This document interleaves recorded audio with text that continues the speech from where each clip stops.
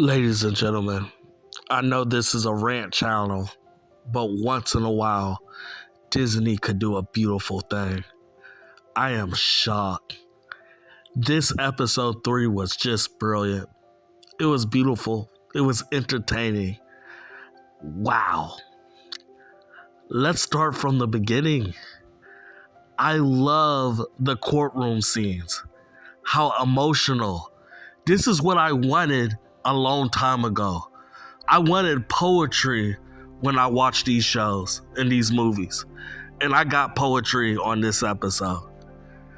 But the courtroom, it was intense at times. It was serious.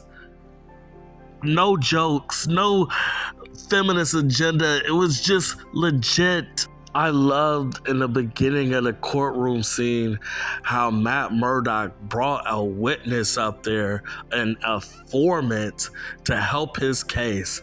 And the informant flaked on him. He said he didn't really see anything. He didn't know what Matt Murdock was talking about. You could tell the informant was scared. There's crooked police officers there in the courtroom, so he knows if he was gonna spill the beans, he was probably gonna die once he left that courtroom. So you know what Matt Murdock did, and it was such a genius, but it was such a risky move. He told the courtroom that this guy, this man standing in court, is the white tiger. And everybody was shocked. Everybody was like, what? Are you serious? Even I was shocked. I didn't see it coming. I didn't think that Matt Murdock was going to expose who this guy is. I enjoyed watching this. This was entertaining. For me, if you're looking for a superhero show, to me, this is not it. This is like a good Law and Order show, a good SSI show, like criminal justice type of TV show. It's entertaining in that way. I love those type of shows. I watch Law and Order all the time. So if you're into those type of shows, you're going to enjoy this. This was just pure fun to me. And what's crazy, it barely had any action until the very end of the show, but it was still entertaining. And I'm glad we find out throughout the end of this episode that the white tiger is innocent. Like, he won in court. So he got set free and everything was like sing kumbaya. Everything was good, and you saw the white tiger get to his family, and it was emotional in the courtroom when he said he was saving up for a studio, and so his family could be safe and at home and they can finally have a place of their own. But at the end of the episode, it gets very dramatic. So the white tiger puts on his suit to fight crime once again, even though Matt Murdock in the middle of the episode said you should never wear this suit on again, because it will be a danger to his life, and because of the Superhero Registration Act that you can't put a costume on to fight crime. Like, they got police officers for that. But anyways, at the end of the episode, he's walking down the street trying to figure out who's screaming.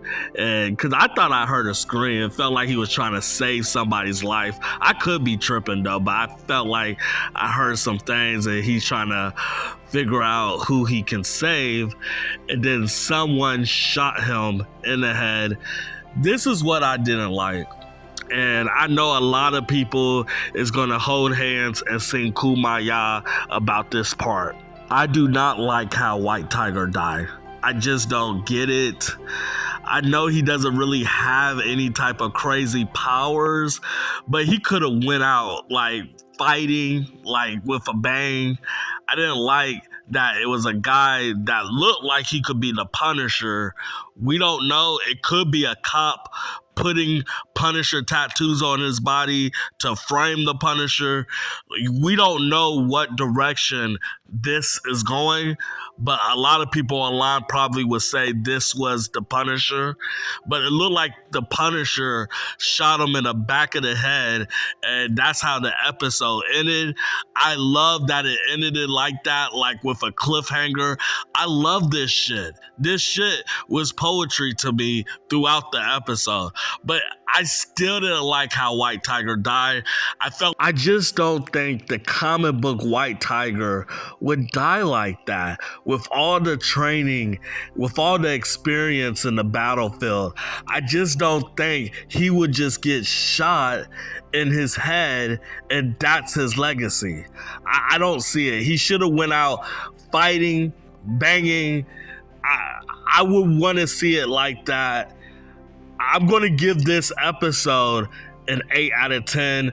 I would give it a 10 out of 10, but that last fight to me, well, not the last fight, but him getting his fucking brains blown out, that would take it down a couple of notch, because I just hate when superheroes die like normal human beings.